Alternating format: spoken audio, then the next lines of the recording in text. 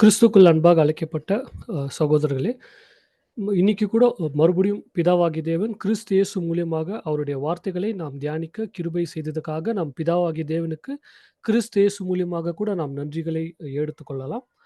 போன வாரம் நம்ம பார்த்த பார்த்த பாடம் வந்து ரான்சம். இன்னைக்கு வந்து நம்ம ரிசரக்ஷன் பத்தி நம்ம வந்து பார்க்க போறோம். இது வந்து தொடர்ந்து 8வது பாடம். ஸோ 7 சப்ஜெக்ட்ஸ் நம்ம பார்த்து முடிச்சிருக்கிறோம். இன்னைக்கு வந்து 8த் சப்ஜெக்ட் ரிசரக்ஷன் அப்படின்ற ஒரு டாபிக் கீழ தான் இந்த ஒரு சப்ஜெக்ட்ட வந்து நம்போ பார்க்க போறோம். ஸோ சகோதர, சகோதரிகளே, நம்ம வந்து போன வாரம் வந்து ரான்சம் அப்படின்ற ஒரு பாடத்தை வந்து நம்ம பார்த்தோம். இப்போ அ போன வாரம் முக்கியமாக நம்ம எத பத்தி பார்த்தோம் அப்படின்னா, எப்படி இயேசு கிறிஸ்து ஆதாமுக்காக ஒரு ஈடுபலியாக அவரு குடுத்தார் அப்படின்ற ஒரு விஷயத்த தான் போன வாரம் வந்து நம்ம கவனிச்சோம். ஒரு மனுஷனுடைய ஒரு வாழ்க்கையில இப்போ நம்ம எல்லாருமே வந்து இந்த ஒரு ஒட்டுமொத்த மனுஷகுலம், இந்த ஒரு மனுஷகுலத்துக்கு ஒரு மிகப்பெரிய ஒரு எதிரி, ஒரு enemy, the greatest enemy of mankind யாரு அப்படின்னு கேட்டாக்கா, மரணம். அதாவது டெத். மரணம் அப்படின்றது மனுஷனுக்கு ஒரு மிகப்பெரிய ஒரு எதிரியாக இருக்குது அப்படின்ட்டு நம்ம வந்து பார்க்குறோம். இப்போ அ இந்த ஒரு மரணத்த பத்தி நம்ம பேசும்போது, ஆதாம் ஏதேன் தோட்டத்துல அவரு என்ன பண்றாரு அப்டின்னா, அவரு வந்து அ அ ஏதேன் தோட்டத்துல ஏவாள் கூட இருக்கும்போது, அந்த ஒரு பாம்பானது ஏவாளை வந்து வஞ்சித்து, அந்த பழத்தை அவங்க சாப்பிடும்படி அது செய்தது. அது மட்டும் இல்லாமல் அந்த ஒரு பழத்தை சாப்பிட்டதால அங்க என்ன நடந்துச்சுன்னும்போது, அங்க மரணம். அவங்க வந்து பாவத்துல விழுந்துட்டாங்க. பாவத்தின் சம்பளம் மரணம் அப்டின்ட்டு நம்ம பார்க்குறோம். ஸோ அந்த ஒரு மரணத்துல அவங்க விழுந்துட்டாங்க. அப்பத்துலருந்து என்ன ஆச்சுன்னும்போது, இப்போ நம்ம ஒரு மனுஷகுலம், ஒரு மேன்கைண்ட் அப்டின்ட்டு நம்ம வந்து எடுத்துக்கனாக்கா, இந்த ஒரு மனுஷ குலத்தை வந்து நெறைய ராஜாக்கள் வந்து ஆண்டிருக்கிறாங்க. நெறைய கிங்ஸ் வந்து ரூல் பண்ணியிருக்கிறாங்க மேன்கைண்ட. இந்த எல்லா கிங்ஸை பார்க்கிலும் இந்த ஒரு மேன்கைண்ட எப்போ ஆதாம் வந்து பாவத்துல விழுந்தாரோ, அப்பத்துலருந்து இப்போ வரைக்கும் இந்த ஒரு மனுஷ குலத்தை ஆண்டு கொண்டு இருப்பது யாரு அப்படின்னு நம்ம பார்த்தாக்கா, மரணம். டெத். இந்த மரணம் அப்படின்றது ஸ்டார்ட்டிங் எப்போ ஆதாம் விழுந்தாரோ, அப்பத்துலருந்து இப்போ வரைக்கும் மனுஷ குலத்தை வந்து ஆண்டு கொண்டு வந்து கொண்டிருக்கிறது. மேன்கைண்ட வந்து டெத் அப்படின்ற ஒரு விஷயம் வந்து ரூல் பண்ணிட்டு இருக்குது. நம்ம வந்து ஒரு வேர்ஸ் கூட நம்ம வந்து படிக்கிறோம். அ அ ரோமர் 5ஆம் அதிகாரம் 14ஆம் வசனம். ரோமன்ஸ் 5த் சாப்டர் 14த் வெர்ஸ். பார்த்திபன் பிரதர் படிக்கிறீங்களா? Yes brother.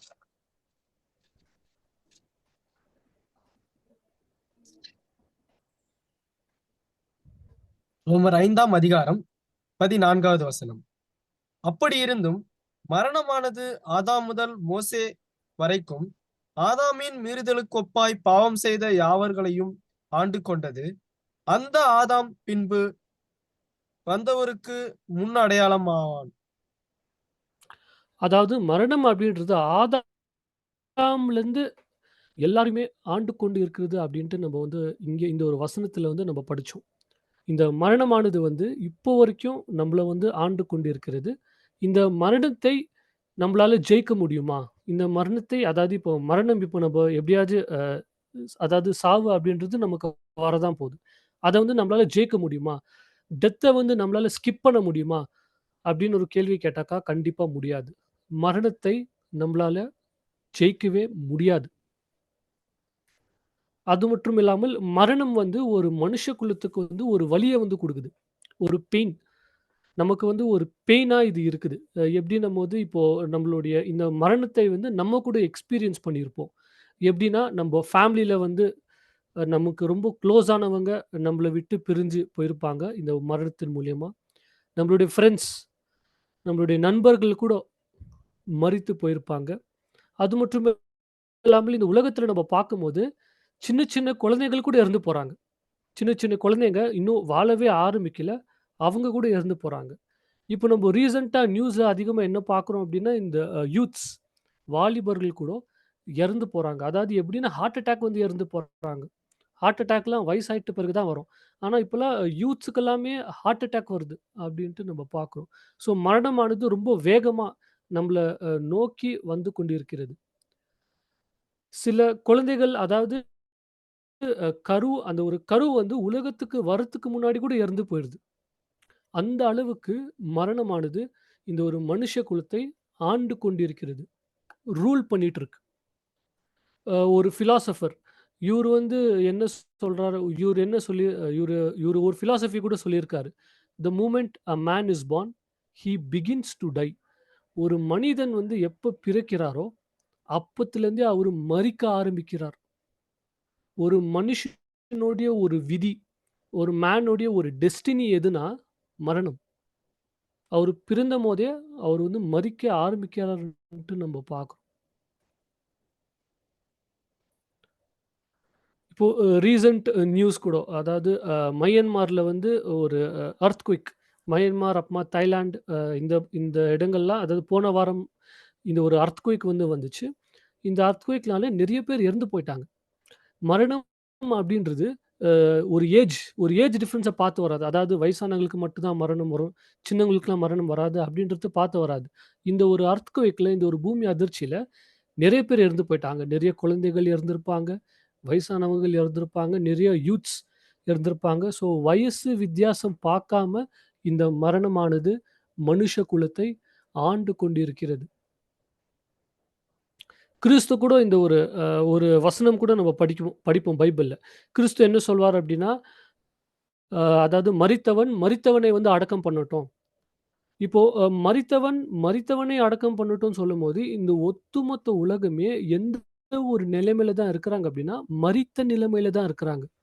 Let the dead பரி த டெட். மரித்த நிலைமைன்னு சொல்லும்போது, நம்ம எல்லாரும் பிறக்கிறோம். பிறக்கும்போதே அந்த ஒரு மரணம் அப்டின்ற ஒரு விதி வந்து நமக்குள்ள வந்து எழுதப்பட்டுருது. ஏன்னா, நம்ப எல்லாருமே ஆதாமுடைய சந்ததியில நம்ம வந்ததால, மரணம் அப்படின்றது பிறக்கும்போதே நம்ப கையோட அது எடுத்துட்டே வரோம். நம்மளுடைய நெத்தியில வந்து எழுதப்பட்டிருக்கு அப்படின்னு சொல்லுவாங்க இல்லையா? அந்த மாதிரி மரணம் வந்து நம்மளுடைய நெத்தியில எழுதப்பட்டாச்சு. நம்ப பிறக்கும்போதே அது மரணம் அப்படின்றது நமக்குள்ளேயே வந்து இருக்கு. ஸோ, அந்த ஒரு மரணமானதே வந்து நம்ம வந்து இந்த ஒரு இயேசு கிறிஸ்துவுடைய பார்வை, அதாவது தேவனுடைய பார்வையில இந்த ஒட்டுமொத்த உலகமும் எப்படி இருக்கு அப்படின்னா, ஒரு மரித்த நிலைமையில தான் இருக்கு. அதாவது இப்போ ஒரு எக்ஸாம்பிள் கூட எப்படி சொல்லலாம் அப்படின்னா, ஒரு ஜெயில் ஒரு மரண தண்டனை வாங்கியிருக்கக்கூடிய அந்த ஒரு பிரிசனர், அந்த ஒரு கைதி வந்து எப்படி இருப்பார் அப்படின்னா, அவர் கண்டிப்பா மரிக்க போறார். அவர வந்து எப்படி பார்ப்பாங்க அப்படின்னா, ஒரு மரித்த நிலைமை தான் அவரு. ஏன்னா ஆக்சுவலா அவருக்கு வந்து அந்த ஒரு மரண தண்டனை வந்து குடுக்கப்பட்டாச்சு. ஸோ 1 வருஷமோ, 2 வருஷமோ அவர தூக்குல போட்டு என்ன நடக்கும் அப்படின்னா, அவரு மரித்து போக போறார். ஸோ அப்படிப்பட்ட ஒரு கைதிகளாக தான் நம்ம எல்லாரும் இருக்கிறோம். மரணம் அப்படின்ற ஒரு ஜெயில்ல வந்து நம்ம எல்லாருமே மாட்டிக்கொண்டு இருக்கிறோம். ஸோ எப்பயாச்சும் ஒரு நாள் கண்டிப்பா மரணம் அப்படின்றது நமக்கு ஏற்படும். அப்படின்ட்டு இங்க வந்து நம்ப கவனிக்கிறோம். அன்பான சகோதர, சகோதரிகளே, இப்போ இந்த ஒரு மரணமானது இந்த ஒரு ஒட்டுமொத்த மனுஷ குலத்துக்கே ஒரு துக்கத்த தான் வந்து குடுத்திருக்கு. இப்போ மரணம் அப்படின்றது யாராச்சும் சந்தோஷமா சொல்லுவாங்களா? அப்படின்னு கேட்டாக்கா இல்ல.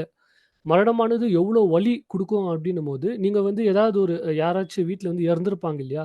அந்த வீட்டுக்கு நீங்க போய் விசிட் பண்ணிட்டு வாங்களேன். வரம்போது உங்களுடைய மனசு வந்து ரொம்ப கஷ்டமா இருக்கும். ரொம்ப துக்கம் நிறைந்த ஒரு மனசாக மாறிடும். ஏன்னா, அந்த அளவுக்கு ஒரு ஒரு மரணம் வீட்டுக்கு நம்ம போகும்போது, அங்க சத்தம், அழுகை, கண்ணீர், சோகம், சந்தோஷமா யாராச்சும் அங்க இருப்பாங்களான்னு கேட்டாக்கா, யாருமே சந்தோஷமா இருக்க மாட்டாங்க. வருத்தத்த தான் இருப்பாங்க. ஒரு அழுகை தான் அங்க வந்து இருக்கும். ஒரு மிகப்பெரிய ஒரு அழுகையின் சத்தம் தான் அங்க வந்து நமக்கு கேட்கும். இப்போ இப்படிப்பட்ட ஒரு நிலைமையில இந்த ஒரு பூமி வந்து இருக்கும்போது, இங்க என்ன நடக்குது அப்டின்னா, இந்த ஒரு ஒட்டுமொத்த பூமியே ஒரு சுடுகாடு மாதிரி தான்.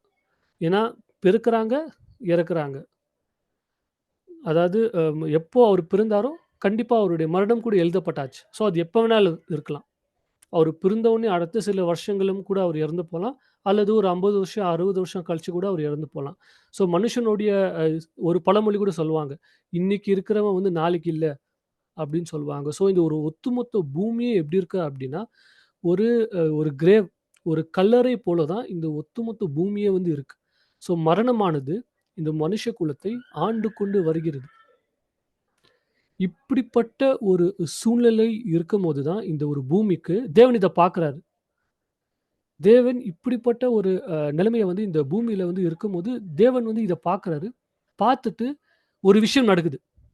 இவ்ளோ அதாவது இவ்ளோ வருஷ காலமாக என்ன இருந்துச்சு அப்டின்னா, இந்த பூமியில மரணம் இருந்துச்சு. ஒரு நம்பிக்கையே இல்ல.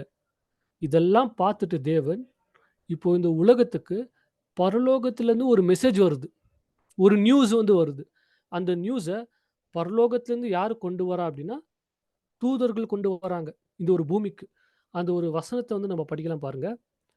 லூக்கா 2ஆம் அதிகாரம் 10, 11. லூக்கா 2ஆம் அதிகாரம் 10, 11. லூக்கா 2ஆம் அதிகாரம் 10, 11 வசனங்கள். தேவதூதன் அவர்களை நோக்கி, பயப்படாதிருங்கள். இதோ எல்லா ஜனத்துக்கும் மிகுந்த சந்தோஷத்தை உண்டாக்கும் நற்செய்தியை உங்களுக்கு அறிவிக்கிறேன். இன்று கர்த்தராகிய கிறிஸ்து என்னும் இரட்சகர் உங்களுக்கு தாவீதின் ஊரிலே பிறந்திருக்கிறார். அதாவது நற்செய்தி இது எப்படிப்பட்ட நற்செய்தி அப்டின்னா, இந்த உலகத்தில இருக்கிற எல்லா ஜனங்களுக்கும் ஒரு நற்செய்தி. ஒரு குட் நியூஸ். இதுதான் வந்து நம்ம காஸ்பல் அப்டின்னு சொல்லுவோம். காஸ்பல் அப்டின்னும்போது குட் நியூஸ். ஒரு நற்செய்தி. யாருக்கு? கிறிஸ்துவர்களுக்கு மாத்திரமே இந்த நற்செய்தியா அப்டின்னு கேட்டாக்கா கிடையாது. எல்லா ஜனங்களுக்கும் இந்த ஒரு நற்செய்தி. இந்த ஒரு நற்செய்திய வந்து யாரு கொண்டு வராங்க அப்டின்னா, பரலோகத்திலிருந்து தேவதூதர்கள் மனுஷர்களுக்கு, அதாவது பூமிக்கு இந்த ஒரு நற்செய்திய வந்து கொண்டு வராங்க. இந்த ஒரு வசனத்த தான் நம்ம வந்து கிறிஸ்மஸ் டைம்ல வந்து இந்த ஒரு வசனத்த தான் எல்லாரும் படிப்பாங்க. இந்த ஒரு நற்செய்தியை தேவன் இந்த ஒரு பூமிக்கு அனுப்புறார். அந்த நற்செய்தி என்ன அப்டின்னா, அந்த ஒரு வசனத்த மறுபடியும் படிங்க பிரதர். 11ஆம் வசனம். லூக்கா 2:11. 11வது வசனம். இன்று கர்த்தராகிய கிறிஸ்து என்னும் இரட்சகர் உங்களுக்கு தாவீதின் ஊரிலே பிறந்திருக்கிறார். கர்த்தராகிய கிறிஸ்து என்கிற ரட்சகர் தாவீதின் ஊரிலே பிறந்திருக்கிறார். இவ்ளோ நாளாக மரணம், பாவம் இந்த உலகத்தை வந்து ஆண்டு கொண்டு வந்துச்சு. இப்போ தேவன் ஒரு ஃபுல் ஸ்டாப் வைக்க ஒரு டிசைட் பண்ணிட்டாரு. இல்ல இதுக்கு நம்ம ஒரு ஃபுல் ஸ்டாப் வைக்கணும் அப்படின்னு டிசைட் பண்ணி, ஒரு மெசேஜ், ஒரு நியூஸ் வந்து இந்த உலகத்துக்கு வந்து தேவதூதர்கள் மூலியமாக அனுப்புறாரு.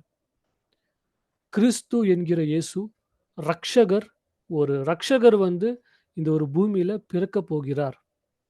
அவர் என்ன பண்ணுவார் அப்படின்னா, உங்களுடைய பாவத்திலிருந்தும், மரணத்திலிருந்தும் அவரு எல்லாரையுமே வந்து காப்பாத்துவார். எல்லாரையுமே அவரு ரட்சிப்பார். எல்லாருக்குமே அந்த ஒரு அந்த ஒரு சேவியர், அந்த ஒரு சால்வேஷன், அந்த ஒரு ரட்சிப்பை வந்து அவரு குடுக்கப் போகிறார். அப்படின்ற ஒரு நியூஸ வந்து தேவன் தூதர்கள் மூலியமாக இந்த ஒரு பூமிக்கு அனுப்புறார். இயேசு கிறிஸ்து அப்படின்ற ஒருத்தர், அவரு வந்து என்ன பண்ணார் அப்படின்னா, நம்ம போன வாரம் பார்த்தோம். ஈடுபலி. ஆதாம் மூலியமாக இந்த ஒரு மரணம், இந்த ஒட்டுமொத்த பூமிய ஆண்டு கொண்டு இருந்துச்சு. யாரு நம்ம எல்லாருமே ஆதாம்குள்ளருந்து வந்தவர்கள் தான். ஆதாம்குள்ளருந்து தான் நம்ம எல்லாருமே பிறந்தோம். ஆதாம் வழியாக தான் நம்ம வந்தோம். ஆதாம் வழியாக வந்த எல்லாருமே வந்து கண்டிப்பா செத்து போவாங்க. கண்டிப்பா மரணம் அப்படின்ற ஒரு அந்த ஒரு நம்ம பிறக்கும்போதே, இப்ப எப்படி ஒரு கைதிக்கு வந்து அந்த மரண தண்டனை வந்து எழுதுறாங்களோ, அதே மாதிரி நம்ம பிறக்கும்போதே நம்ம மேல மரண தண்டனை எழுதியாச்சு. இப்படிப்பட்ட ஒரு சூழ்நிலை இருக்கும்போது, இயேசு கிறிஸ்து அப்படின்ற ஒரு ரட்சகர், அவரு வந்து இந்த விதியையே அவரு மாற்றி எழுதுறார். ஏன்னா மரணம் அப்படின்றது மனுஷனுடைய ஒரு விதியில வந்து எழுதப்பட்டாச்சு. ஆனா, அந்த ஒரு விதியையே அவரு சேஞ்ச் பண்றாரு. மாத்துறாரு. மனுஷனுக்கு ஒரு நம்பிக்கையை வந்து குடுக்குறார். ஒரு ஈடுபலியாக, அதாவது ஆதாமுக்கு ஒரு ஈடாக அந்த ஒரு ஜீவனை குடுக்க அவரு வந்துட்டார். மார்க்ல நம்ம படிக்கலாம். மார்க் 10ஆம் அதிகாரம் 45ஆம் வசனம். Mark 10th chapter 45th verse.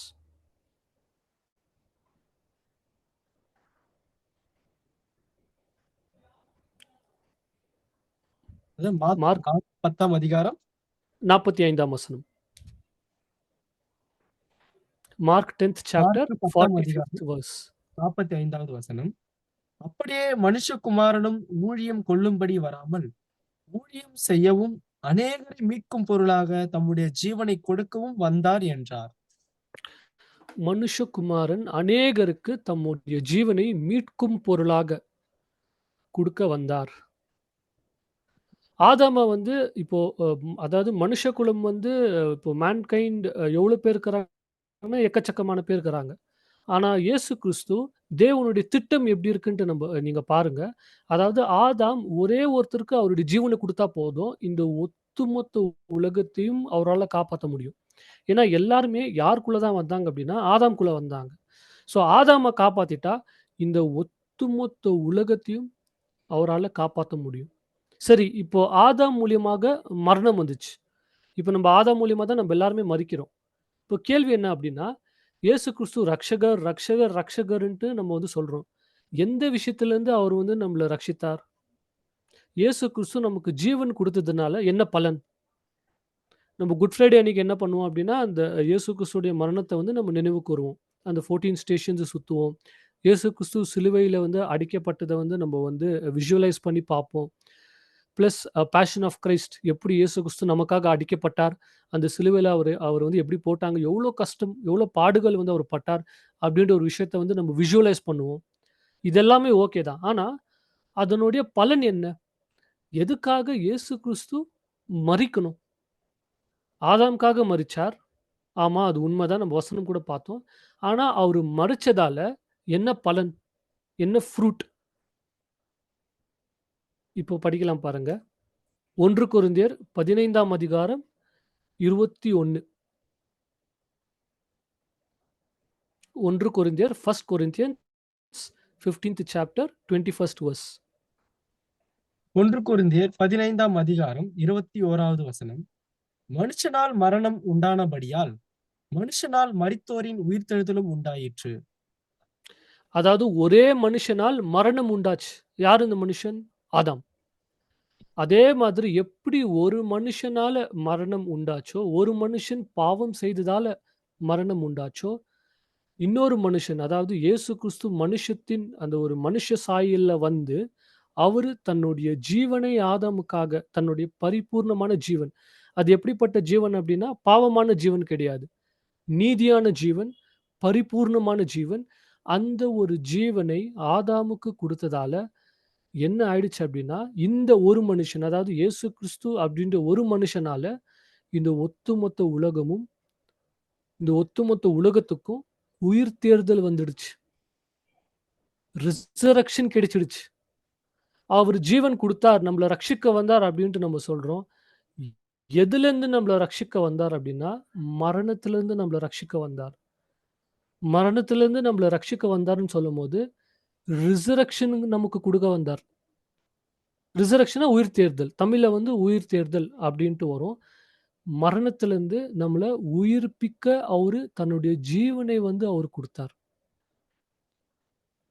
22ஆம் வசனத்த படிங்க பிரதர். 22வது வசனம். ஆதாமுக்குள் எல்லோரும் மரிக்கிறது போல கிறிஸ்து இயேசுவுக்குள் எல்லோரும் உயிர்ப்பிக்கப்படுவார்கள். எப்படி ஆதாம்குள்ள எல்லாருமே மரிக்கிறார்களோ, அதே அதே மாதிரி கிறிஸ்துக்குள்ள எல்லாருமே உயிரோட வந்துடுவாங்க. In Christ all will be made alive. எல்லாருக்குமே ஜீவன் கிடைக்கும். இத வந்து இன்னொன்னு நம்ம கொஞ்சம் டீட்டெயிலா பார்க்கலாம் பாருங்க. இந்த ஒரு வசனத்த படிக்கலாம். 1 தீமோத்தி 2ஆம் அதிகாரம் 3ஆம் வசனம், 4ஆம் வசனம். 1 தீமோத்தேயு 2ஆம் அதிகாரம் 3, 4 வசனங்கள். நம்முடைய இரட்சகராகிய தேவனுக்கு முன்பாக அது நன்மையும் பிரியமாய் இருக்கிறது. எல்லா மனுஷரும் ரட்சிக்கப்படவும் சத்தியத்தை அறிகிற அறிவை அடையவும் அவர் சித்தமுள்ளவராய் இருக்கிறார். தேவனுடைய சித்தம் என்னவாக இருக்குதுன்னா, எல்லாருமே முதல்ல ரட்சிக்கப்பட வேண்டும். 2வது எல்லாருமே சத்தியத்தின் அறிவுக்குள்ள அவங்க வரணும். இப்போ நெறைய பேர் வந்து இறந்து போயிட்டாங்க. நெறைய பேர் வந்து செத்து போயிட்டாங்க. நெறைய பேர் அதாவது எக்கச்சக்க பேர் இயேசு கிறிஸ்து பத்தி தெரியாமலே செத்து போயிட்டாங்க. இப்ப அவங்களுடைய நிலைமைலாம் என்ன? இப்போ நம்மளுடைய நம்பிக்கை என்ன அப்டின்னா, இந்த அதாவது கிறிஸ்துவ நம்பிக்கை எப்டின்னா, யார் யாரு இயேசு கிறிஸ்து பத்தி தெரியுமோ, அவங்களுக்கு மட்டும் தான் ரட்சிப்பு. அவங்க மட்டும் தான் அந்த ஒரு ரிசரக்ஷன் உயிர்த்தெழுதல்ல வருவாங்க. தேவன் என்ன பண்ணுவாரு, அவங்கள வந்து பரலோகத்துக்கு வந்து அவங்கள வந்து அனுப்புவாரு.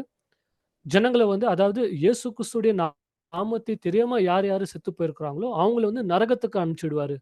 அப்படின்றது தான் ஒரு ஜெனரலான கிறிஸ்துவ நம்பிக்கை. ஆனா இந்த ஒரு வசனத்துல நம்ம கவனிச்சு பார்க்கும்போது, தேவனுடைய சித்தம் என்னவாக இருக்குது அப்படின்னா, முதல்ல எல்லாருமே ரட்சிக்கப்பட வேண்டும். கிறிஸ்துவர்கள் மாத்திரமே ரட்சிக்கப்பட வேண்டும் அப்படின்ட்டு இங்க வசனமே இல்ல. எல்லாருமே he wants all people to be saved. எல்லாருமே முதல்ல ரட்சிக்கிறார்.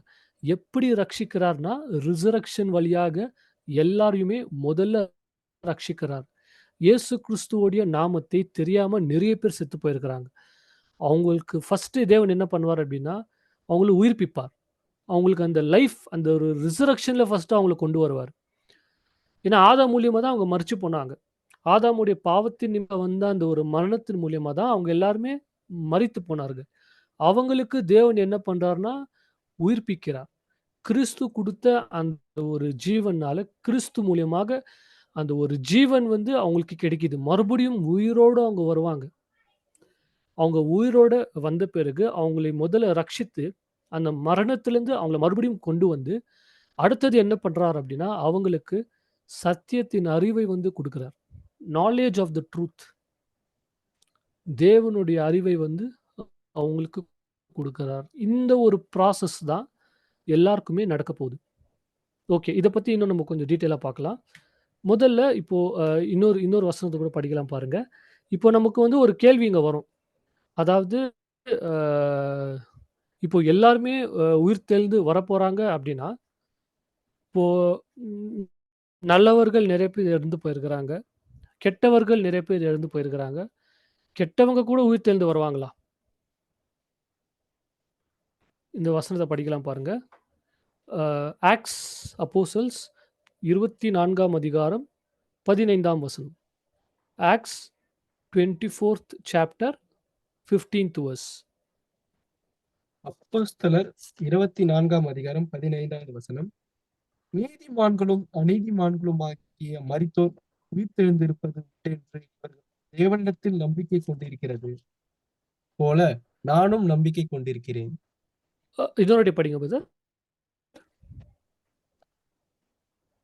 நீதிமான்களும் அநீதிமான்களுமாகிய மரித்தோர் உயிர்த்தெழுந்திருப்பது உண்டென்று இவர்கள் தேவனிடத்தில் நம்பிக்கை கொண்டிருக்கிறது போல நானும் நம்பிக்கை கொண்டிருக்கிறேன்.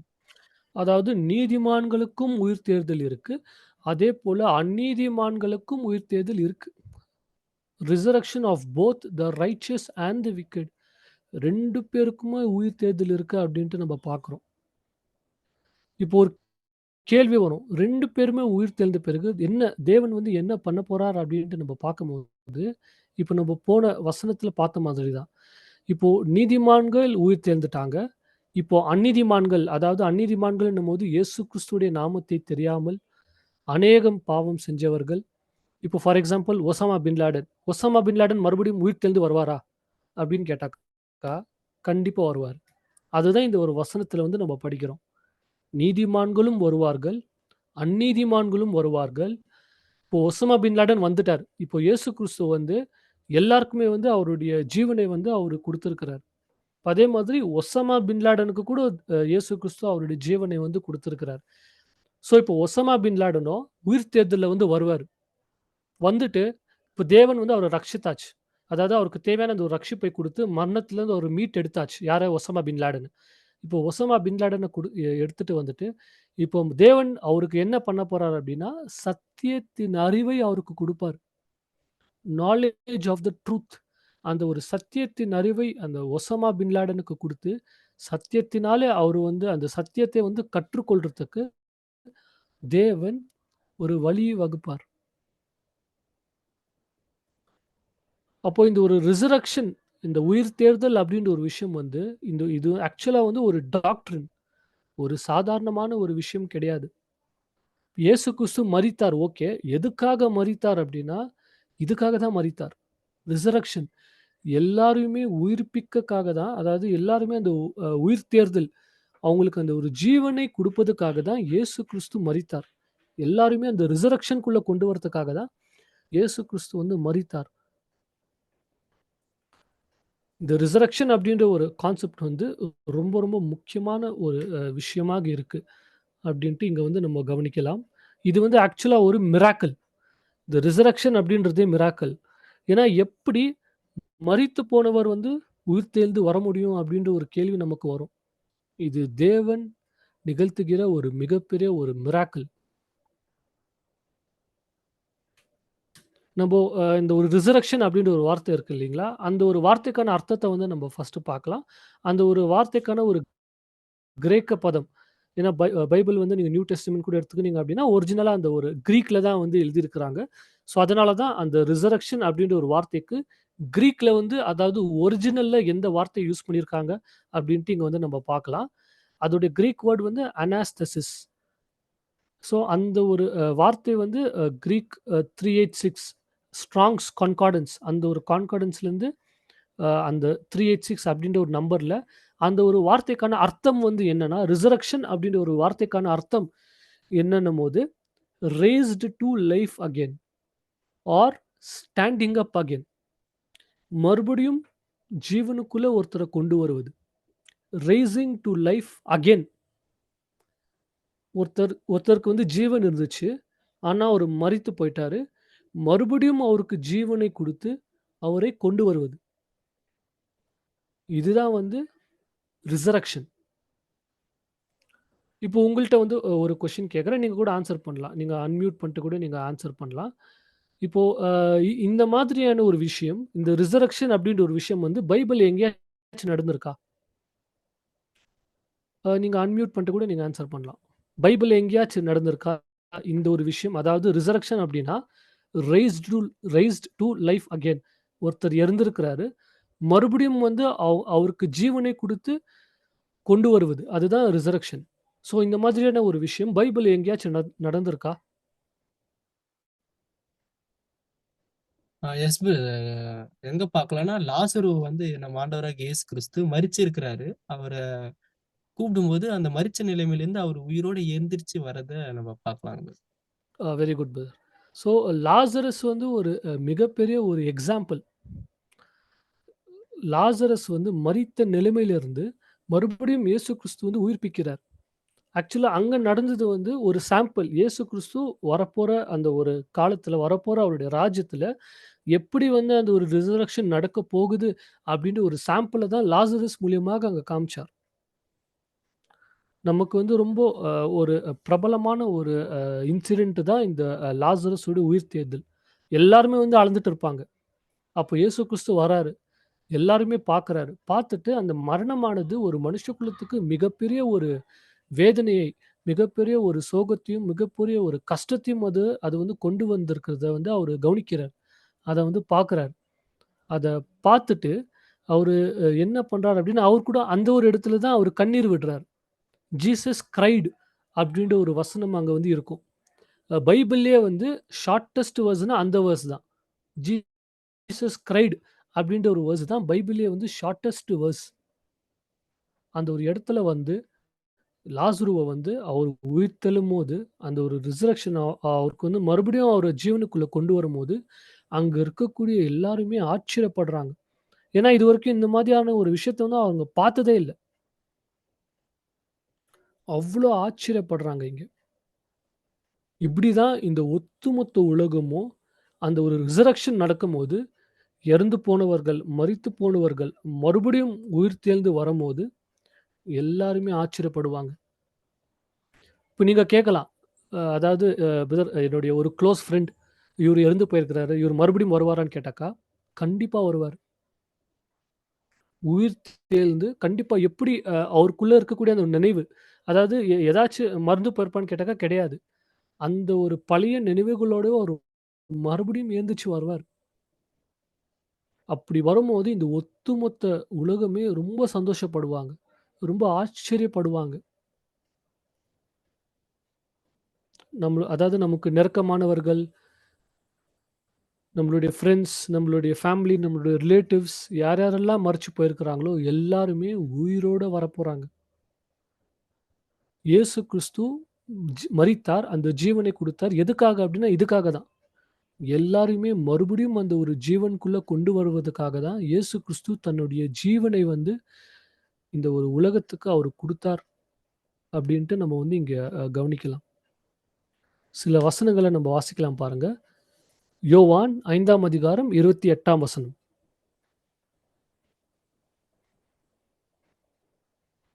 யோவான் 5ஆம் அதிகாரம் 28வது வசனம். இதைக் குறித்து நீங்கள் ஆச்சரியப்பட வேண்டாம். ஏனென்றால் பிரேத குழியிலுள்ள அனைவரும் அவருடைய சத்தத்தை கேட்கும் காலம் வரும். அதாவது பிரேத குழியில இருக்கக்கூடிய அனைவரும் அவருடைய சத்தத்தை கேட்டு, மறுபடியும் அந்த ஒரு ஜீவனுக்குள்ள அனைவரும் வருவார்கள். இப்ப இப்ப நெறைய பேர் இந்த உலகத்துல இருக்கிற நெறைய பேர் வந்து பிரேத குழியில வந்து இருக்கிறாங்க. அதான் செத்து போயிருக்கிறாங்க. அந்த ஒரு கல்லறையில இருக்கிறாங்க. அவருடைய சத்தம் கேட்கக்கூடிய ஒரு நாள் வந்து வரும். அப்போ எல்லாருமே உயிர் தெழுந்து மறுபடியும் அந்த ஒரு ஜீவனை பெற்றுக்கொண்டு அவர்கள் வருவார்கள். ஏசாயால கூட படிக்கலாம். ஏசாயா 26ஆம் அதிகாரம் 19ஆம் வசனம். Isaiah 26th chapter 19th verse.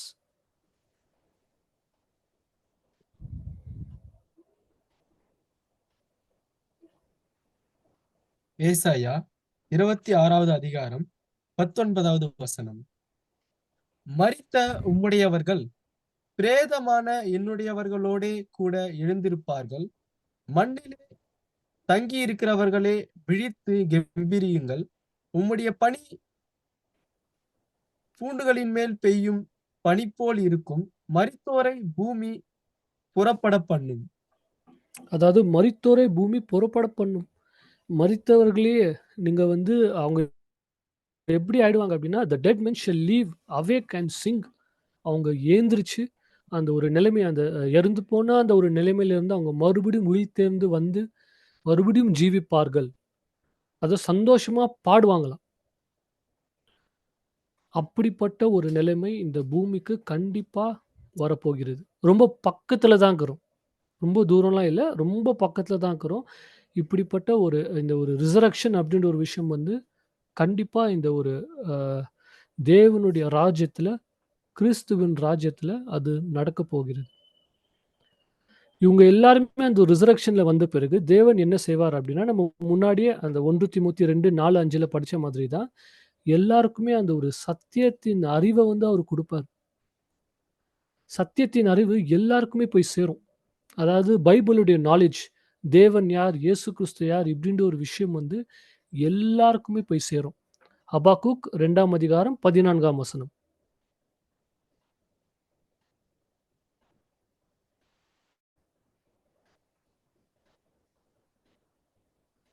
Habakkuk 2ஆம் அதிகாரம் 14வது வசனம். சமுத்திரம் ஜலத்தினால் நிறைந்திருக்கிறது போல் பூமி கர்த்தருடைய மகிமையை அறிகிற அறிவினால் நிறைந்திருக்கும். எப்படி ஒரு சமுத்திரம் வந்து ஜலத்தினால நிறைந்திருக்குதோ, அதே போல இந்த ஒரு பூமியானது வந்து தேவனுடைய அந்த ஒரு அறிவினால நிறைந்திருக்கும். அப்படின்ற ஒரு தீர்க்கதரிசனம் வசனம் கூட இங்க குடுத்திருக்கிறாங்க. நாலேட்ஜ் தேவனுடைய அந்த ஒரு அறிவு வந்து இந்த ஒட்டுமொத்த பூமியிலும் வந்து எல்லாருக்குமே போய் சேரும். யாருமே வந்து எனக்கு தேவனே தெரியாது அப்படின்ட்டு யாராலயும் சொல்ல முடியாது. ஏன்னா எல்லாருக்குமே அந்த ஒரு நாலேட்ஜ் எல்லாருக்குமே போய் சேரும். ஏசாயால கூட நம்ம படிக்கலாம். ஏசாயா 11ஆம் அதிகாரம் 9ஆம் வசனம். Isaiah 11th chapter 9th verse.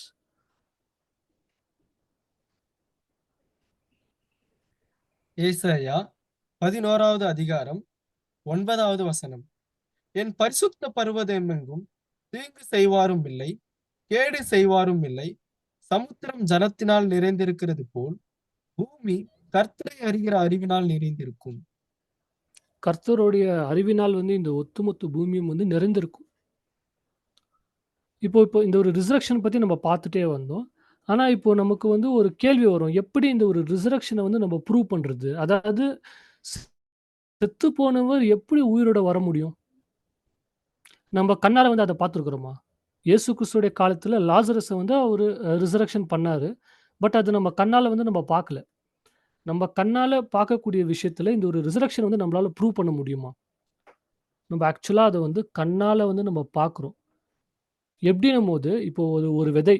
இப்போ ஒரு பிளான்ட்ல கூட நம்ம பிளான்ட்டோ அல்லது ஒரு மரத்துல நம்ம அந்த ஒரு விதைய நம்ம எடுத்துக்கனாக்கா, அந்த விதை செத்து போனா தான் அத செத்துப்போன அந்த ஒரு விதைய தான் அவங்க என்ன பண்ணுவாங்க அப்டின்னா விதைப்பாங்க. விதைச்சுட்டு அதுக்கு மேல தண்ணி ஊத்தும்போது தான் அது மறுபடியும் ஒரு செடியாக, ஒரு மரமாக அது மாறி நிக்கும்.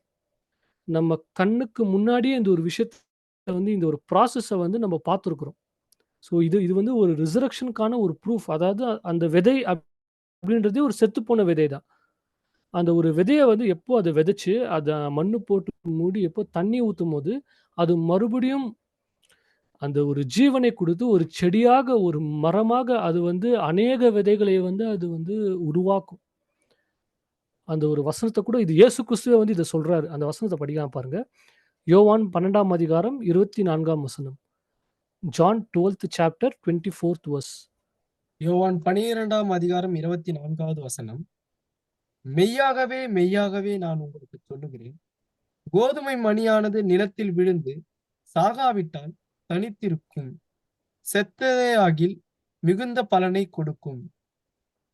அந்த கோதுமை மணி வந்து செத்து, அது என்ன பண்ணுது அப்டின்னா, மிகுந்த கனியை வந்து குடுக்குதாம்.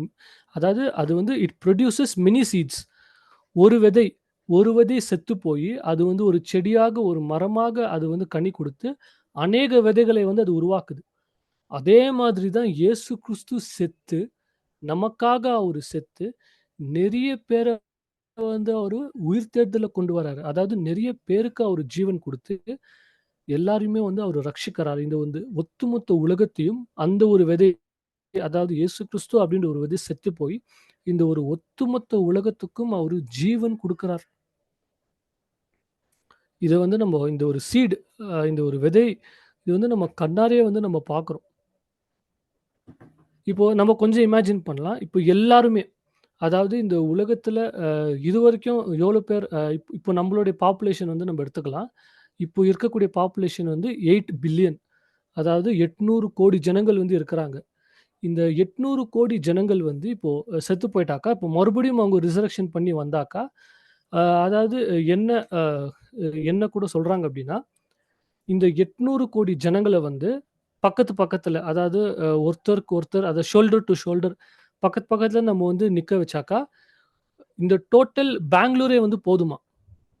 இவங்க எல்லாருமே ஃபிட் பண்றதுக்கு. இவங்க எல்லாருமே அதாவது ஒரு பெங்களூர் வந்து 800 குரோர் ஜனங்கள வந்து பெங்களூர்ல வந்து ஃபில் பண்ண முடியுமாம். அதாவது ஒருத்தர் பக்கத்துல பக்கத்துல நின்னாக்கா. இப்ப நீங்க இந்த இமேஜ் பார்க்குறீங்கல்ல இந்த மாதிரி. இ இந்த மாதிரி எல்லாருமே இந்த 800 கோடி ஜனங்கள வந்து பெங்களூருக்குள்ளேயே நம்மளால நிக்க வைக்க முடியும். இப்போ இப்ப அப்படி இல்லாம இப்போ ஒருத்தருக்கும் ஒரு வீடு குடுத்துடலாம். இப்போ ஒருத்தருக்கும் ஒரு வீடு குடுத்து, ஒருத்தருக்கும் அதாவது 800 கோடி ஜனங்க அதாவது 800 கோடி ஜனம் அப்படின்ட்டு நம்ம பார்க்குறோம். ஒருத்தருக்கும் ஒரு வீடு குடுத்தாக்கா, எவ்வளோ இடம் புடிக்கும் அப்படின்னும்போது, கிட்டத்தட்ட அ ஒரு இந்தியா வந்து போதும் அப்படின்றாங்க. இந்தியா போதும். இந்தியாக்குள்ள இந்த 800 கோடி ஜனங்கள வந்து நம்மளால ஃபிட் பண்ண முடியும். அதாவது இப்படி. ஒருத்தருக்கும் இப்படி ஒரு வீடு, நடுவுல ரோடு, கொஞ்சம் ஸ்பேஷியஸான இடம் அப்படி குடுத்தாக்கா, இந்தியாக்குள்ளேயே போதும் நம்ம எல்லாருமே வந்து ஃபிட் பண்ண முடியும். சரி, இது வந்து 800 கோடி பாப்புலேஷன் அதாவது 800 குரோர்ஸ் பாப்புலேஷன். அத வச்சு தான் நம்ம இத கால்குலேட் பண்ணோம். இப்போ இதுக்கு முன்னாடி நெறைய பேர் செத்து போயிருப்பாங்க. அதாவது ஆதாம்லருந்து இப்போ வரைக்கும் நெறைய பேர் செத்து போயிருப்பாங்க. இப்போ நம்மளுடைய கரண்ட் 2023 பிரகாரம் இருக்கக்கூடிய பாப்புலேஷன் வந்து 800 குரோர்ஸ். இப்ப நம்ம 1840ல எவ்வளோ பாப்புலேஷன் இருந்துச்சு அப்டின்னா 1 பில்லியன் 100 குரோர்ஸ். ஸோ அதுக்கு கொஞ்சம் முன்னாடி போனீங்கன்னா, இதுக்குன்னா கொஞ்சம் கம்மியா தான் இருக்கும் பாப்புலேஷன். ஸோ ஆதாம்லேருந்து இப்போ வரைக்கும் எவ்வளோ ஜனங்கள் வந்து வாழ்ந்திருக்கலாம் அப்டின்ற ஒரு ஒரு எஸ்டிமேஷன் நம்ம போட்டோம்னா, கிட்டத்தட்ட ஒரு 25 டூ 30 பில்லியன்ஸ் ஜனங்க வந்து வாழ்ந்திருக்க வாய்ப்பு இருக்கு. ஸோ 1 பில்லியன்னா 100 குரோர். 25 டூ 30 பில்லியன்ஸ் அப்டின்னும்போது, ஒரு 3000 அதாவது 3000 குரோர்ஸ் வருதுன்னு நெனைக்கிறேன். ஸோ அவ்ளோ ஜனங்கள் வந்து இந்த உலகத்துல வந்து வாழ்ந்திருப்பாங்க. இப்போ எல்லாருமே உயிர் தெழுந்து வந்தாக்கா, அதாவது இந்த 30 பில்லியன்ஸ் இவ்ளோ ஜனங்கள் வந்து ரிசரக்ஷன் ஆயி வந்துட்டாங்கன்னா, இடம் இருக்குமா அவங்களுக்கு? இடம் இருக்குமான்னு கேட்டாக்கா, இப்போ நம்மளுடைய பூமி இருக்கு இல்லையா? இந்த ஒரு பூமியில வந்து கிட்டத்தட்ட ஒரு 71% வந்து நீர் தான், தண்ணி. லேண்ட் கிடையாது. ஃபுல்லா தண்ணி தான். 71%. அதுல இருக்கக்கூடிய மிச்சம் 29% தான் லேண்ட். இந்த லேண்ட்ல தான் மனுஷர்கள் வந்து வாழ்ந்துட்டு இருக்காங்க. சரி, இந்த ஒரு 29%ல இந்த ஃபுல் 29%ம் மனுஷர்கள் தான் வாழ்ந்துட்டு இருக்காங்களான்னு கேட்டாக்கா கிடையாது. இந்த ஒரு 29%ல ஒரு 1% to 3% தான் மனுஷனுடைய குடியிருப்பே இருக்கு. அவ்ளோ ஸ்பேஸ் தான் வந்து மனுஷன் வந்து ஆக்கியூபை பண்ணிட்டு வாழ்ந்து கொண்டு இருக்கிறாரு. மத்த ஸ்பேஸ், மத்த இடம் இந்த பூமியில இருக்கக்கூடிய கிட்டத்தட்ட ஒரு எவ்வளோ கிட்டத்தட்ட ஒரு 95% ஆஃப் ஸ்பேஸ் வந்து காலியா தான் இருக்கு.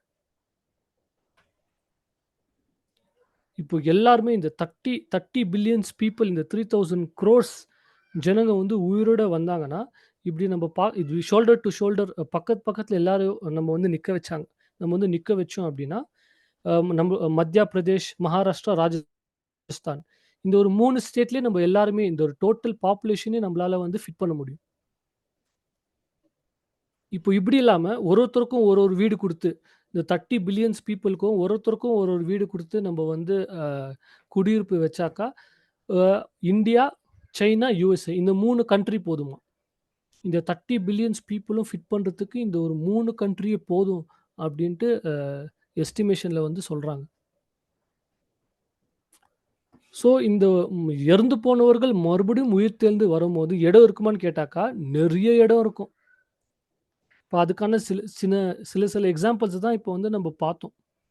ஏன்னா இந்த ஒரு பூமிய வந்து தேவன் எதுக்காக உருவாக்கி இருக்கிறார் அப்படின்னும்போது, குடியிருப்புக்காக தான் உருவாக்கி இருக்கிறார். அதாவது மனுஷன் வந்து இங்க குடியிருக்கணுன்றதுக்காக தான் இந்த ஒரு பூமியை தேவன் உருவாக்கி இருக்கிறார். அந்த ஒரு விஷயத்த தான் அதாவது ஆதாம் ஏவாளுக்கு கூட என்ன சொல்லுவார் அப்படின்னா, நீங்க இந்த ஒரு பூமியை பெருகுங்க. அதாவது ஃபில் தி எர்த் அப்படின்ட்டு அவர் வந்து ஏவாளுக்கு கூட அந்த ஒரு கட்டளைய வந்து அவர் குடுத்திருப்பாரு.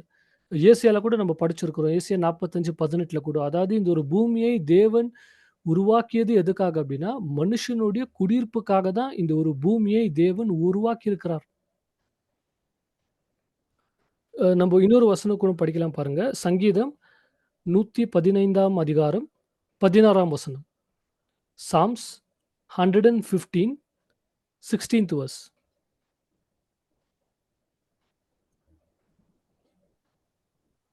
சங்கீதம் 115வது அதிகாரம் 16வது வசனம். வானங்கள் கர்த்தருடையவைகள், பூமியையோ மனுஷருக்கு கொடுத்தார். அதாவது பூமியை தேவன் யாருக்காக குடுத்திருக்கிறார் அப்படின்னா, மனுஷர்களுக்காக தேவன் குடுத்திருக்கிறார். இத வந்து ஒரு காலமும் தேவன் பூமிய வந்து அழிக்க போறதே இல்ல.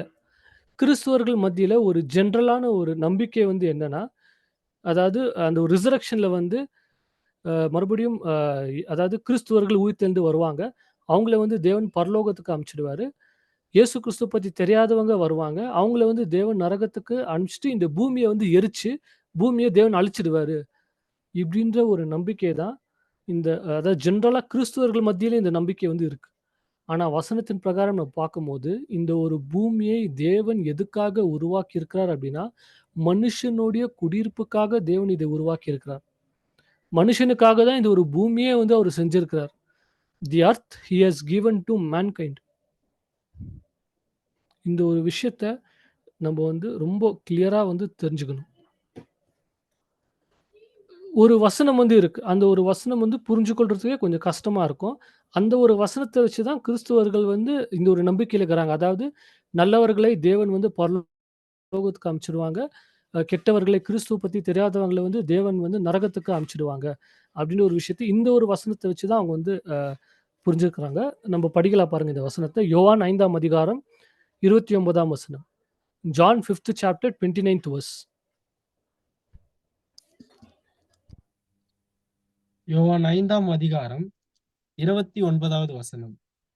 அப்பொழுது நன்மை செய்தவர்கள் ஜீவனை அடையும்படி எழுந்திருக்கிறவர்களாகவும், தீமை செய்தவர்கள் ஆக்கினையை அடையும்படி எழுந்திருக்கிறவர்களாகவும் புறப்படுவார்கள்.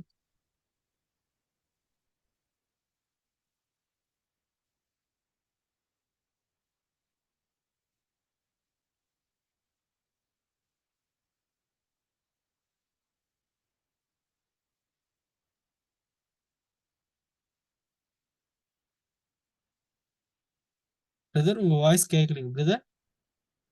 பிரதர் இப்ப கேக்குதா வாய்ஸு? இப்ப கேக்குதுங்க brother. Sorry, sorry brother. Okay. So இந்த ஒரு வசனத்தில நம்ம படிக்கும்போது, அதாவது நல்லவர்கள் அதாவது நல்லது பண்ணவங்க வந்து ஜீவனுக்காக அவங்க எழுந்திருப்பாங்க. அதாவது ரிசரக்ஷன் பண்ண அவங்க ஆன உடனே, தேவன் என்ன பண்ணுவாரு, அவங்களுக்கு லைஃப் குடுத்து அவங்கள பரலோகத்துக்கு அனுப்பிச்சிடுவாரு. தீமை செய்தவர்கள் தீமை செய்தவர்கள், இயேசு கிறிஸ்து பத்தி தெரியாதவர்கள், அவங்க அ எந்திரிச்சிருப்பாங்க. அவங்களுக்கு தேவன் என்ன பண்ண போறாரு அப்டின்னா, அந்த ஒரு ஆக்கினி தீர்ப்பு. அதாவது அவங்கள வந்து நரகத்துக்கு தேவன் அனுப்பிச்சிடுவாரு. அப்டின்ற ஒரு நம்பிக்கை இந்த ஒரு வசனத்திலருந்து தான் நெறைய பேர் வந்து தவறா புரிஞ்சுக்கிறாங்க. இப்போ இங்க நமக்கு கேள்வி என்ன வருதுன்னா, நம்ம கொஞ்சம் இமேஜின் பண்ணி பார்க்கலாம். நம்ம கொஞ்சம் யோசிச்சு பார்க்கலாம். இப்போ ஒருத்தர் வந்து தீமை செஞ்சுட்டாரு. தீமை செஞ்சவொன்னே அவர் என்ன பண்றாரு அப்டின்னு இறந்து போறாரு. ஆல்ரெடி அவர் இறந்து போய்ட்டாரு. இப்ப தேவன் என்ன பண்றாரு? மறுபடியும் அவர வந்து உயிர்த்தெழ வச்சு, மறுபடியும் அவர என்ன பண்றாரு அப்டின்னா, நரகத்துக்கு வந்து அந்த ஒரு ஆக்கினை தீர்ப்புக்குள்ள அவர அனுப்புறாரு. இது வந்து நியாயமாக இருக்குமான்னு கேட்டாக்கா, கண்டிப்பா இது வந்து ஒரு நியாயமான விஷயமாகவே இருக்காது. அப்ப நம்ம என்ன பண்ணோம்? இந்த ஒரு வசனத்தினுடைய அந்த ஒரு ஆக்கினை தீர்ப்பு. இங்கிலீஷ்ல வந்து எப்படி வரும் அப்டின்னா, ரிசரக்ஷன் ஆஃப் டேம்னேஷன் அல்லது ரிசரக்ஷன் ஆஃப் அ க கண்டெம் ரிசரக்டட் டூ பி கண்டெம்ன்ட் அப்டின்ட்டு கூட வரும் இங்கிலீஷ்ல. ஸோ இந்த ஒரு வார்த்தை, இந்த ஒரு டேம்னேஷன் அல்லது அந்த ஒரு கண்டெம்ட் அந்த ஒரு ஆக்கினை தீர்ப்பு அப்டின்னும்போது, அந்த ஒரு வார்த்தைக்கான அந்த ஒரு கிரேக்க பதத்துல அந்த ஒரு அர்த்தத்த போய் நம்ம பார்க்கும்போது தான், அந்த ஒரு வசனத்துடைய அர்த்தத்த நம்மளால புரிஞ்சு கொள்ள முடியும். இப்ப நம்ம பார்க்கலாம் பாருங்க. இந்த ஒரு கிரேக்க பதம் இதுக்கான அர்த்தம் வந்து என்ன வருது அப்டின்னா, கிரைசிஸ் அப்டின்னு வருது. அல்லது நியாய தீர்ப்பு. நியாய தீர்ப்பின் time of judgment or emergency அப்டின்னு கூட வருது. ஸோ, இங்க 2 விதமான உயிர்த்தெழுதல் வந்து இங்க நடக்குது. ஒண்ணு வந்து அவங்க உயிர் தெழுந்த உடனே தேவன் அவங்களுக்கு ஜீவனை வந்து குடுக்குறார். Resurrection of life. இன்னொன்னு வந்து இது ஆக்சுவலா எப்படி வரணும் அப்டின்னா, ரிசரக்ஷன் ஆஃப் ஜட்ஜ்மென்ட். அவங்க உயிர் தெழுந்த உடனே தேவன் என்ன பண்றாரு அப்டின்னா, அவங்கள ஜட்ஜ் பண்றாரு. இப்போ எப்படி ஜட்ஜ் பண்ணுவாருன்னும்போது, அவங்க ரிசரக்ஷன் ஆன உடனே தேவன் ஒரு சீட்ல உட்காந்துட்டு, அவங்களுக்கு வந்து "நீ வந்து நரகத்துக்கு போ" அப்டின்ற ஒரு ஜட்ஜ்மென்ட் குடுப்பாரான்னு கேட்டாக்கா கிடையாது. அந்த ஒரு ஜட்ஜ்மென்ட் வந்து எப்படி இருக்கும் அப்டின்னா, இப்போ நம்ம பார்க்குறோம். ஒரு இந்த வசனத்த படிக்கலாம் பாருங்க. 2 பேதுரு 3ஆம் அதிகாரம் 8ஆம் வசனம். தேவனுடைய அந்த ஒரு ஜட்ஜ்மென்ட் டே, அந்த ஒரு நியாய தீர்ப்பின் நாளுடைய காலப்பகுதி வந்து எவ்வளோ நாட்கள் அப்டின்னும்போது படிக்கலாம் பாருங்க. 2 பேதுரு 3ஆம் அதிகாரம் 8ஆம் வசனம். 2 பேதுரு 3ஆம் அதிகாரம் 8வது வசனம். பிரியமானவர்களே, கர்த்தருக்கு ஒரு நாள் 1000 வருஷம் போலவும், 1000 வருஷம் ஒரு நாளைப் போலவும் இருக்கிறது என்கிற இந்த ஒரு காரியத்தை நீங்கள் அறியாதிருக்க வேண்டாம். அதாவது ஒரு நாள் அப்டின்றது வந்து கர்த்தருக்கு 1000 வருஷம். அந்த ஒரு நியாய தீர்ப்பின் நாள்ன்னு சொல்லும்போது, இந்த 2 பேதுரு 3ஆம் அதிகாரத்தில நியாய தீர்ப்பின் நாள் பத்தி தான் பேசிட்டே வருவார். அப்டி பேசிட்டே வரும்போது தான் என்ன சொல்வார் அப்டின்னா, அவருக்கு ஒரு நாள் அப்டின்றது 1000 வருடம். நம்ம என்ன நெனச்சுடுவோம், அந்த ஒரு ஜட்ஜ்மென்ட் டே அப்டின்னும்போது ஒரே நாள்ல தேவன் வந்து இப்போ நம்ம பார்த்தோம் 30 பில்லியன்ஸ் அவ்ளோ அதாவது 3000 குரோர்ஸ் ஜனங்களுக்கு வந்து அவரு நியாய தீர்ப்பு குடுக்கும்போது, ஒருத்தரா கூப்ட்டு நீ இது பண்ண, நீ இதுக்கு போ, நீ இது பண்ண, நீ இதுக்கு போன்னும்போது 24 ஹவர்ஸ்ல அத செய்ய முடியுமான்னு கேட்டாக்கா, கண்டிப்பா முடியாது. அப்போ அந்த ஒரு நியாய தீர்ப்பின் நாள், அதோடைய காலம் வந்து 1000 வருடம். சரி இந்த ஒரு 1000 வருடத்துல தேவன் என்ன பண்ணுவாருன்னும்போது, நம்ம அப்பவே படிச்சோம். 1 தீமோத்தேயு 2ஆம் அதிகாரம் 3ஆம் வசனம், 3ஆம் வசனம், 4ஆம் வசனம். அது படிக்கலாம் பிரதர் மறுபடியும். 1 Timothy 2nd chapter, 3rd verse, 4th verse.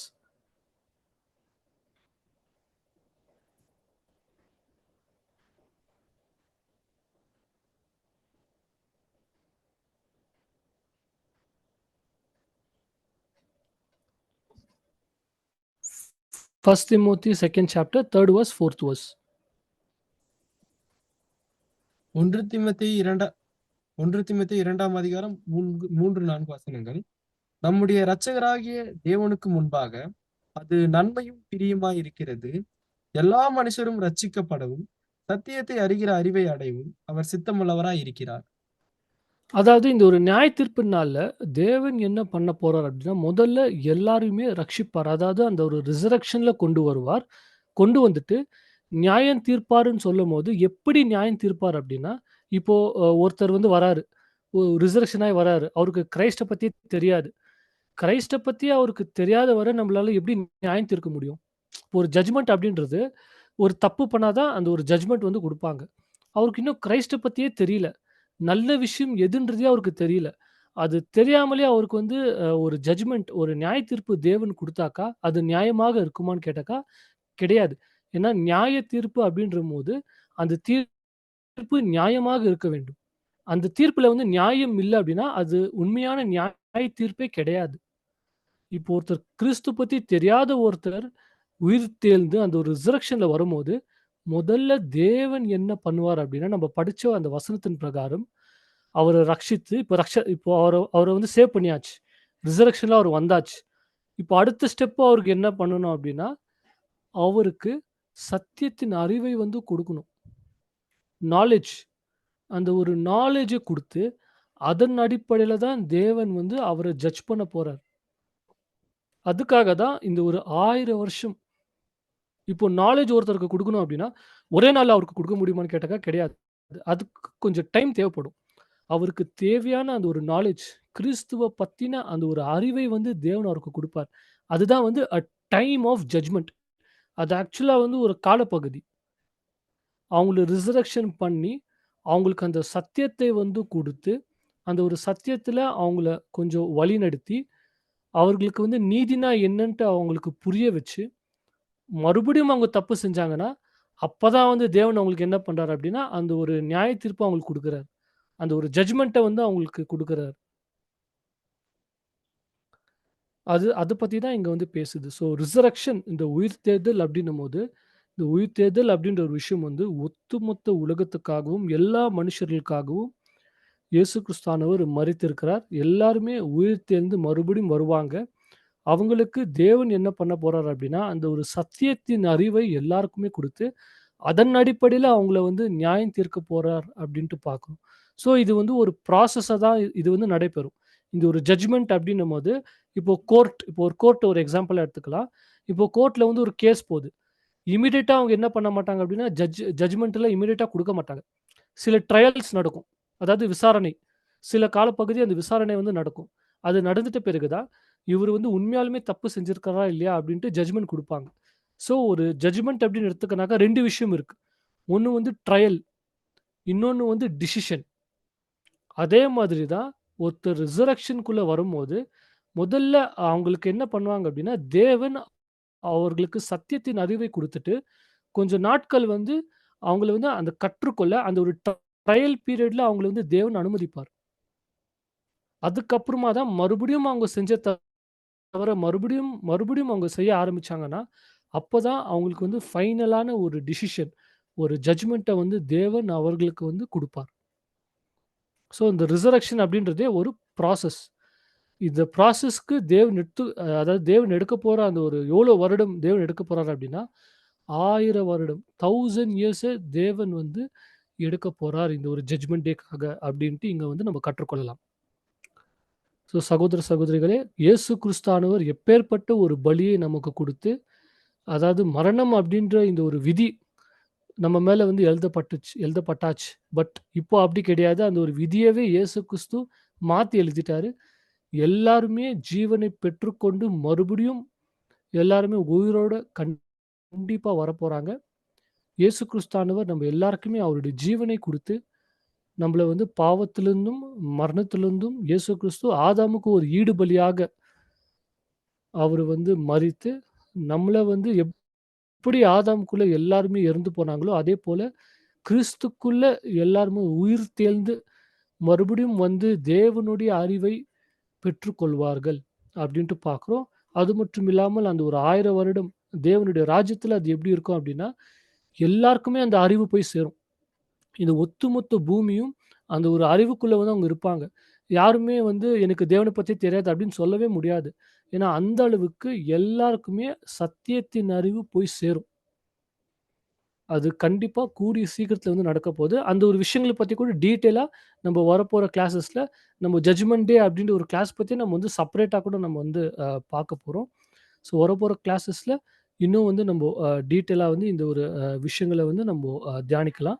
So இன்னைக்கு வந்து நம்ம ரிசரக்ஷன் பத்தி வந்து நம்போ இன்னைக்கு வந்து தியானிச்சோம். ஸோ இந்த ஒரு இத பத்தி நீங்க மறுபடியும் கூட ஏதாவது உங்களுக்கு டவுட்ஸ், ஏதாவது கொஸ்டின்ஸ் இருந்துச்சுன்னா கூட நீங்க வந்து கேட்கலாம். அடுத்த வாரம் வந்து கிளாஸ் இருக்காது. ஸோ நெக்ஸ்ட் வீக் வந்து கிளாஸ் வந்து இருக்காது. வெட்னஸ்டே கிளாஸ் இருக்காது. அதுக்கு அடுத்த வாரம் தான் கிளாஸ் வந்து இருக்கும்.